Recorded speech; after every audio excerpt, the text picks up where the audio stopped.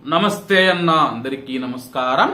Kuwait దేశవ్యాప్తంగా వాతావరణం గురించి కువైట్ వాతావరణ శాస్త్రవేత్తలు కీలక ప్రకటన చేశారు. కువైట్ వాతావరణ శాస్త్రవేత్త ఈసా రంజాన్ గారు స్థానిక మీడియాతో మాట్లాడుతూ కువైట్ లో మంగళవారం ఈ రోజు మనం చూసుకుంటే ఈ రోజు మధ్యాహ్నం లేదా సాయంత్రం నుంచి కువైట్ లో తేలికపాటి నుంచి మోస్తారు వర్షాలు కురుస్తాయని చెప్పేసి, బుధవారం కువైట్ లో మోస్తారు నుంచి భారీ వర్షాలు కురిసే అవకాశం ఉందని చెప్పేసి ఈసా రంజాన్ గారు తెలిపారు.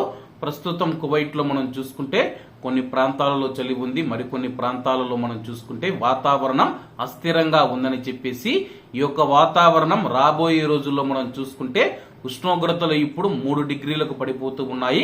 ముఖ్యంగా ఎడారి ప్రాంతాలు మరియు బహిరంగ ప్రదేశాలు ఏవైతే ఉన్నాయో అక్కడ ఉష్ణోగ్రతలు చాలా తక్కువకు పడిపోయి మంచు అయితే ఏర్పడుతూ ఉందని చెప్పేసి, బయట ఎడారి ప్రాంతాలలో పనిచేస్తూ ఉన్న మన భారతీయులు ఎవరైతే ఉన్నారో తగినన్ని జాగ్రత్తలు తీసుకుంటున్నా, అలాగే రాబోయే రోజుల్లో ఉష్ణోగ్రతలు పెరిగే అవకాశం ఉందని చెప్పేసి, ప్రస్తుతం మనం చూసుకుంటే క్రమక్రమంగా ఉష్ణోగ్రతలు తగ్గుతూ ఉన్నాయి. అలాగే తగ్గడం ప్రారంభమైన తర్వాత మళ్ళా ఉష్ణోగ్రతలు పెరుగుతాయని చెప్పేసి, అలాగే రాబోయే రోజుల్లో వేసవి కాలం కూడా వచ్చే అవకాశం ఉంది.